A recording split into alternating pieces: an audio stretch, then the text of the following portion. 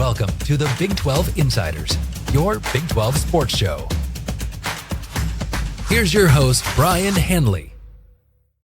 Hey, everybody, what's going on? It's your man, Big B, Brien Hanley. Welcome back to Big 12 Insiders.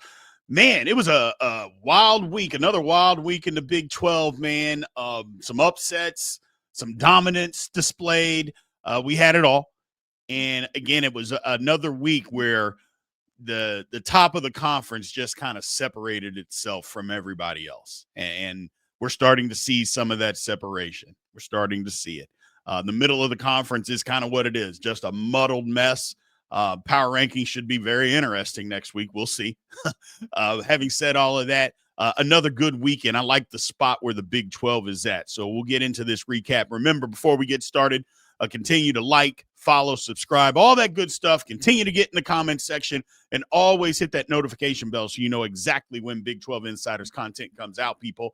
Let's start this thing off. West Virginia upsets Houston, 45-35.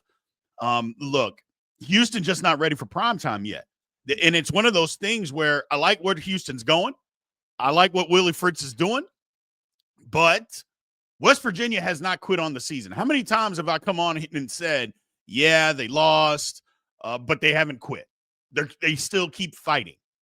This is why they keep fighting, is because in this conference, you can win a game if somebody doesn't come ready to play and you keep fighting and you keep pushing.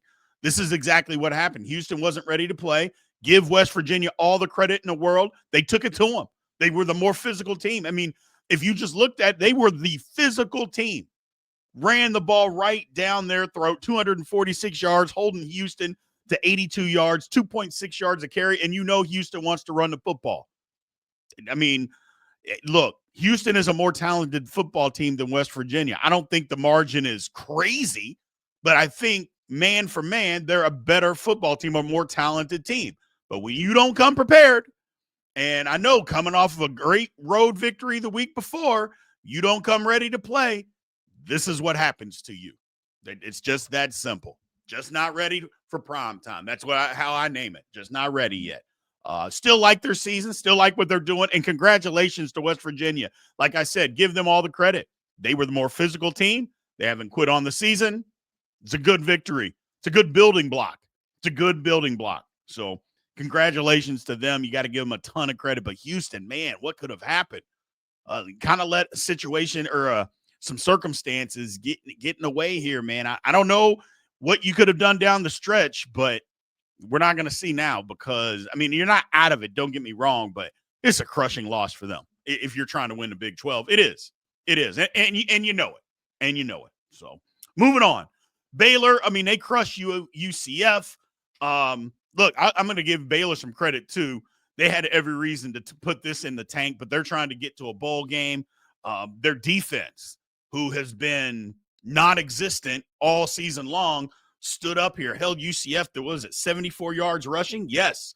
Picked off 2 passes. Their defense showed a pulse that we didn't think exists. Give them credit. Give them credit. Again, they have not stopped playing. Can't get to the Big 12 title game by any means, but they haven't quit on this season either. So good for them. UCF, I think they missed an opportunity. You know, kind of like Houston, I think UCF also missed an opportunity. I think both programs are a step ahead and where they thought they would be at this time. But UCF, they got at Tech, Oklahoma State, and at BYU to end the season. It's going to be tough to get to 6 wins. They're at 4 now. It's going to be tough to get to 6 wins. Not impossible, but it's going to be tough. They may have let one slip through their fingers, but if we're being honest, I mean, this was a blowout. So maybe they didn't even have an opportunity to win this game. And maybe Baylor now is playing up to the potential that a lot of people, including myself, thought that they were going to play this year. We thought Baylor would be better than this. Maybe they're going to turn it on here at the end of the season. I don't know. It seems like a missed opportunity because I think Baylor's really, really talented. Next up, KU beats Oklahoma State. They didn't go on the road. They beat Oklahoma State 38-21. The game kind of broke open in the fourth quarter. KU ran the football at will, 232 yards, over 5 yards a carry. Jalen Daniels, it's kind of pedestrian. I mean, they didn't ask him to do a ton, so he didn't have to. He threw 2 touchdowns. but 110 yards, 13 for 19. I mean, just kind of ho-hum. And that's the thing. You're not asking him to do a whole lot, not a high-pressure situation. He can get the thing done for you. I hate this for the kid, but when you get into these bigger games and these high-pressure situations, he just hasn't been very good. But this is not one of those cases. He was good. Oklahoma State, they still got some offense. They're still fighting. They're still trying to put up some points. It's just not a talented football team. I don't know. I feel bad for Oklahoma State fans for the team that was put together. And I'm thinking Mike Gundy had a lot to do with putting this team together. He should be ashamed of himself. He really should. This is not fair to him, or not to him. Screw him. This is not fair to Oklahoma State. This is not fair to the players, fans. It's not fair to anybody for you to put a football team like this together just to spite people, because that's what it seems like. You did this. You didn't have to do this. Come on, man. Be better. You got your money. I get it, all that stuff, and you're mad, but it's ridiculous what you did to that fan base. Moving on. Arizona, Lord have mercy, just embarrasses Colorado 52-17. Was the game that close? I mean, seriously. I mean, it was 38-7 at halftime. I don't know. I don't even know if the game was that close. I feel like if Arizona wanted to, they could have put up 75 points if they really wanted to put the hammer down. They could have scored 75 points. Give them all the credit in the world because, Arizona did what you're supposed to do to a team that has quit. You're supposed to bury them, and they did. And I understand that Colorado has given up on the season, and we'll get to that, but Arizona did that. They haven't given up. Arizona's like, we got a football game to play. We got a football game to win. You don't want to show up? That's fine. We'll do a glorified scrimmage against you. We have no problems doing that, and we're going to beat the brakes off of you. Good for Arizona. Now to Colorado, you've quit.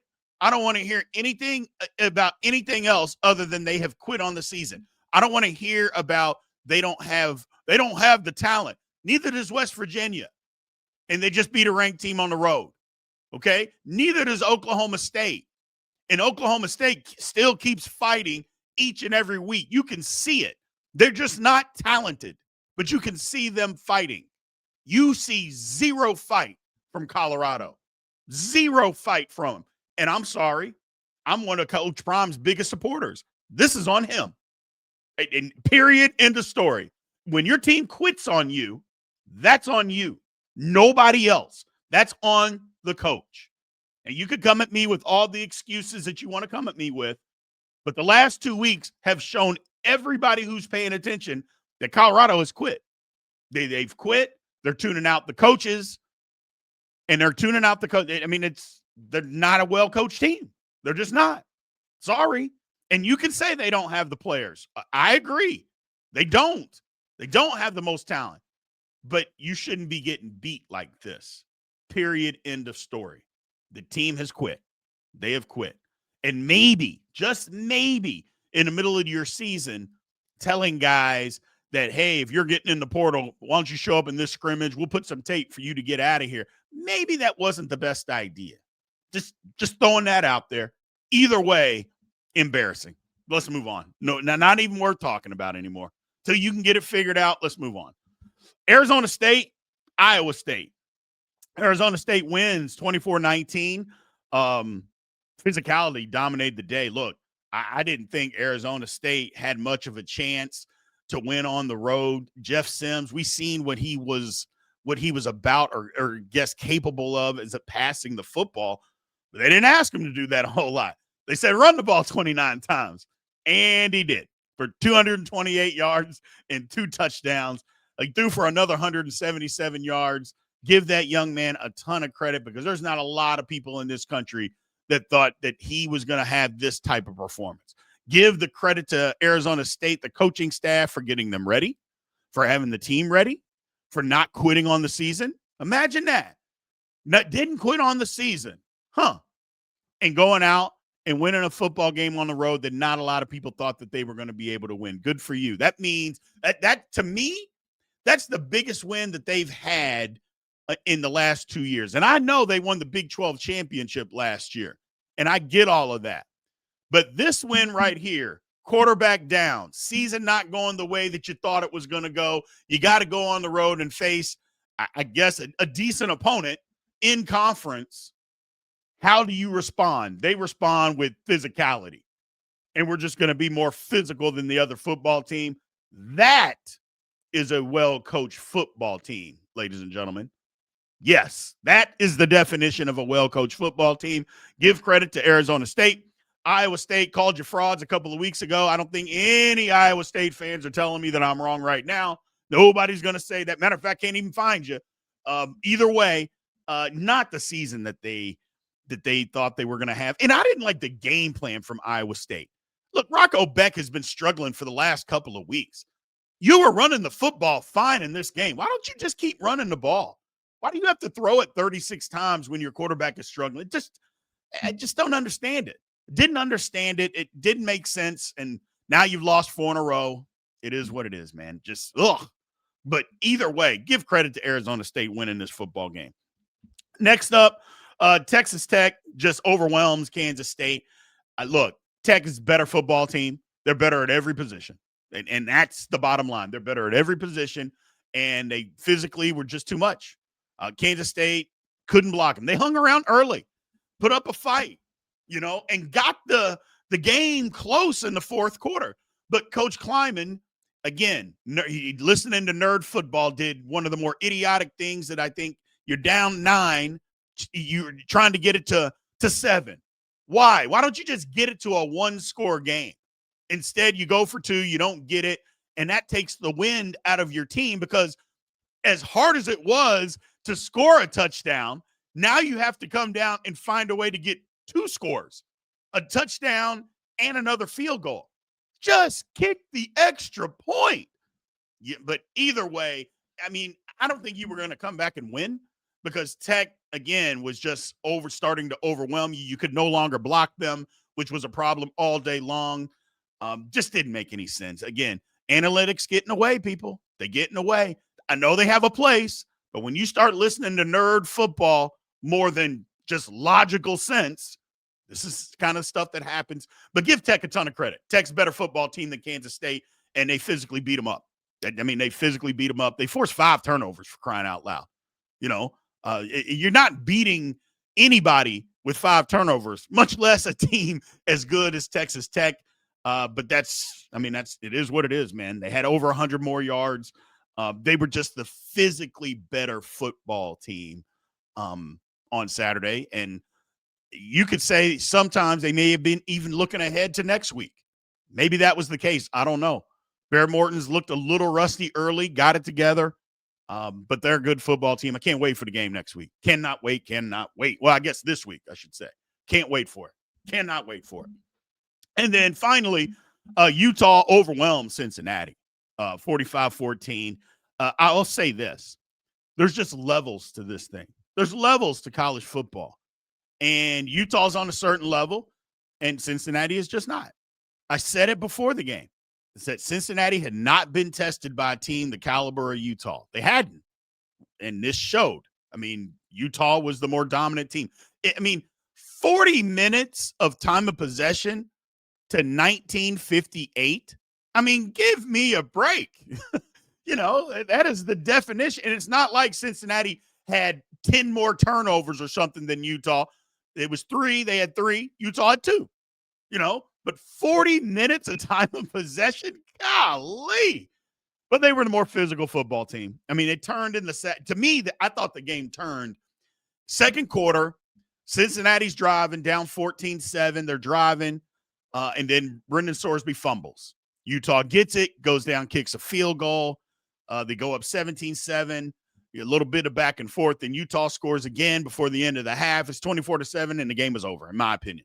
And Utah was just the more physically dominant football team. I always say physicality wins. It's football. It's football. And more times than not, physicality wins. And Utah just said, we're a better team. We're a more physical team, and we're going to show you the differences. And this is not to say that Cincinnati's not a good football team. So I don't want anybody to think that I'm trying to say, well, Cincinnati's not any good. They're good. They're just not as good. And like I said, there's levels. There's levels to everything. Don't discount Cincinnati being a good football team and try to diminish Utah's victory. Don't do that. Just raise Utah's level of how good they are, or maybe your perception of how good they are. You know, and I think everybody probably understands Cincinnati's a good team. They're just not at that echelon. You know, the Big 12 at this time, they have an echelon. It is BYU, Texas Tech, and Utah. And everybody else is a notch or two below that at this point in time. It's just the way it is. Just the way it is. And Utah proved that. They proved that. So that's all. That's all. Nothing crazy or anything wrong with that. It's just when the hierarchy plays other teams, if they're that much better, they're that much better. So that's all I got. So I appreciate everybody being in here again. It was a crazy weekend for me. Thank you guys for indulging me, as much as you did. I apologize for not being in studio, but my wife put this weekend together for me, so it was fun for me. But I'm back. I am back, and it's going to be a good weekend this week. I cannot wait. Basketball is starting. Don't you think that I forgot about basketball? I have not. I'm going to figure out exactly what we're going to do and how we're going to talk about it. Should be a busy week for me. And for me, busy is good, ladies and gentlemen. Busy is good. So until next time, I appreciate everybody. Thank you, and I will talk to you soon. Thank you for watching the Big 12 Insiders, your Big 12 sports show. This has been a Spirit Street production.